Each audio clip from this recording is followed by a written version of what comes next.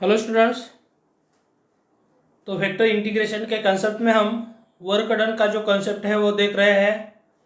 Previous 2 lecture में हमने work done along the line, work done if vector field is conservative, और ये तीसरा लेक्चर है वर्क डन का।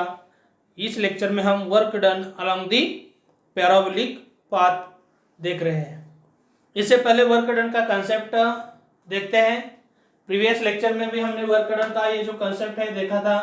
तो क्या है work done of a particle from point A to B to the due to the vector field F bar is W is equal to integration F bar dot T cap D T, where this T cap is unit tangent vector at point P of R. लेकिन ये position vector P of R है तो इसके related tangent vector होता है D are bar by D T, और यहाँ T cap की जगह D are bar by D T put करेंगे यहाँ। तो यही हम क्या कर सकते हैं, ये टी डी टी कैंसिल हो जाएगा और ये जो वर्क डन का कंसेप्ट है वो f bar dot d are bar ही रहेगा। अब जब हम एफ बार की वैल्यू वेक्टर फॉर्म में x i plus f one i plus F two j plus F three k consider करेंगे और डी आर बार की value d x i plus d y j plus d z k consider करेंगे, तो यही जो form है work done का यही हो जाएगा F bar D are bar is equal to ये एफ बार की वैल्यू ये डी आर बार की वैल्यू, ये जो दो वेक्टर है इसके रिलेटेड हम डॉट प्रोडक्ट का कंसेप्ट यूज करेंगे। तो इंटीग्रेशन और curve C F one D X plus F two D Y plus F three D Z हो जाएगा। तो देखते हैं इसके रिलेटेड एग्जाम्पल जो है वो हम देखेंगे। तो इस एग्जाम्पल में हम पैराबोलिक का कंसेप्ट है तो पैराबोलिक का ही एग्जाम्पल लेंगे। यहाँ क्वेश्चन है find the work done by the force field F bar is equal to 2x y square i plus 2x square y plus y j in taking a particle from 0 0 0 to 2 4 0 along the parabola y is equal to x square comma z is equal to 0। अब ये example देखने के बाद आपको समझ में आया होगा यहाँ I और J है सिर्फ, इसका मतलब ये 2 डायमेंशनल में फोर्स फील्ड हमें फाइंड आउट करनी है। और यहाँ भी आप देख सकते हैं यहाँ 0 0 0 पॉइंट है और यहाँ 2 4 0 है, दोनों जगह Z की वैल्यू 0 है। तो ये क्या हो जाएगा एक्स वाई प्लेन पे ये दोनों भी पॉइंट हो जाएंगे। और आपको ये यहाँ भी समझ में आया होगा तो ये Z इज इक्वल टू 0 है, तो Z इज इक्वल टू 0 कहाँ होता है एक्स वाई प्लेन पे होता है। तो ये जो एग्जाम्पल है वर्क डन का पूरी तरह एक्स वाई प्लेन पे है। तो हम कंसिडर करेंगे डायग्रामेटिकली थोड़ा सा, या समझ सकते हैं आप एक्स है और ये वाई एक्सिस है और ये जो वर्टिकली है वो जेड एक्सिस है।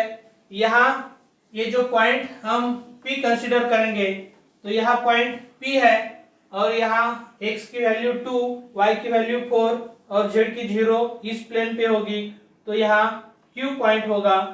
और ये दोनों पॉइंट अलॉन्ग दी पैराबोला है, तो पैराबोला कैसे हो सकता है, ये सिमेट्रिक अबाउट y एक्सिस हो जाएगा। तो ये पैराबोला हम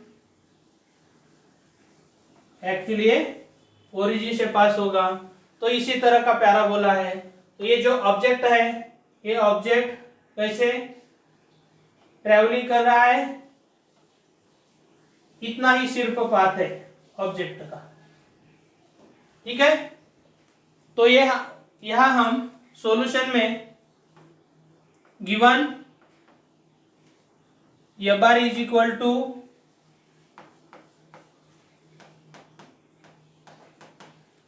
2x y square i plus 2x square y plus y j ये वेक्टर है।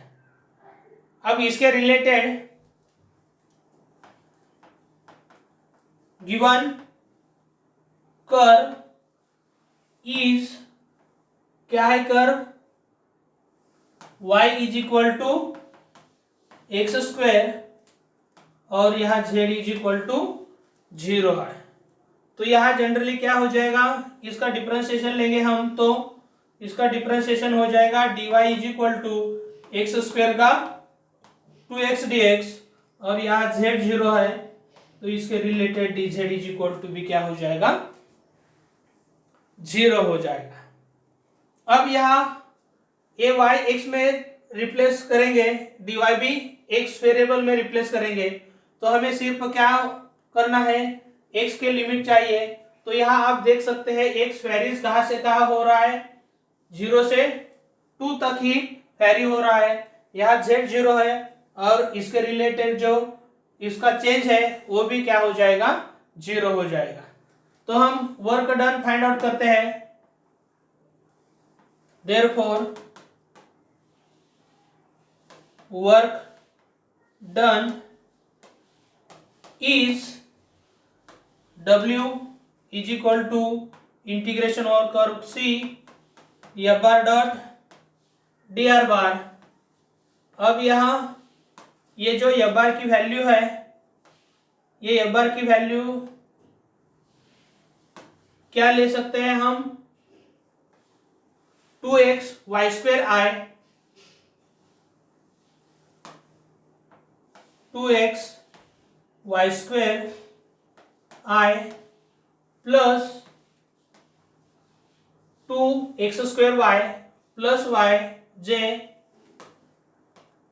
2x square y plus y j plus आप यहाँ 0 के भी लिख सकते हैं, क्योंकि हम जनरली क्या करने वाले हैं, ये जो dr बार है वो dxi plus dyj plus dz के लेने वाले हैं। अब इसका डॉट प्रोडक्ट लेंगे तो यही हो जाएगा integration over curve C, i का कोएफिशिएंट और यहाँ i का कोएफिशिएंट ये है, तो ये हो जाएगा 2x y square dx plus ये हो जाएगा 2x square y plus y dy, और यहाँ 0 के है और यहाँ k का कोएफिशिएंट 0 और ये dz है तो वो 0 ही हो जाएगा। तो इसी तरह हम ये जो इंटीग्रेशन है वो कर सकते हैं। अब यहाँ हमें क्या करना है, एक पूरा पार्ट जो इंटीग्रैंड का है ये x वेरिएबल में रिप्लेस करना है। तो यहाँ क्या हो जाएगा, इसके रिलेटेड x के लिमिट क्या है पहले देखते हैं। तो यहाँ x कहाँ से कहाँ वेरी हो रहा है, 0 से 2, तो x के लिमिट हम क्या करेंगे, x is equal to 0 to 2 लिखेंगे। अब यहाँ 2x है, हमें क्या करना है, y भी x में रिप्लेस करना है, लेकिन आप देख सकते हैं y की वैल्यू यहाँ x स्क्वायर है और dy की वैल्यू 2x dx है, तो y और ये जो पार्ट है पूरी तरह हम क्या करेंगे, रिप्लेस करने वाले हैं। अब यहाँ y की वैल्यू x स्क्वायर है तो यहाँ y स्क्वायर का यूज करेंगे कंसेप्ट, तो x स्क्वायर का स्क्वायर हो जाएगा यहाँ dx प्लस फिर यहाँ 2x स्क्वायर और y की वैल्यू हम x स्क्वायर लेने वाले हैं प्लस x स्क्वायर और dy की वैल्यू क्या हो जाएगी, 2x dx। आप देख सकते हैं dy की जो वैल्यू है वो dy की वैल्यू यहाँ क्या आई है, 2x dx ऐसे आई है। अब ये हमें सिंप्लीफाई करना है, अदरवाइज आप क्या कर सकते हैं, ये जो f बार dr बार है वो सेपरेट भी सॉल्व करके सिंप्लीफाई करके फिर इंटीग्रेशन का कंसेप्ट भी यूज कर सकते हैं। अब यहाँ हमें integration x is equal to 0 to 2 ये सिंप्लीफाई करना है, 2x इंटू यहाँ x रेज टू 4 हो जाएगा, तो ये 2x रेज टू 5 और यहाँ प्लस 2x रेज टू 4 और ये 2x रेज टू 4 और ये 2x है, तो यही हो जाएगा, यही हो जाएगा 2x raise to 4 into 2x, ये हो जाएगा 4x रेज टू 5 और ये x स्क्वायर इंटू 2x ये हो जाएगा 2x क्यूब और ये जो dx है वो हम कॉमन ही लिखते हैं। अब ये दोनों हम ऐड कर सकते हैं, लेकिन एडिशन के बाद ये हो जाएगा integration 0 to 6 x raise to 5 plus 2x cube है, इसका integration with respect to x।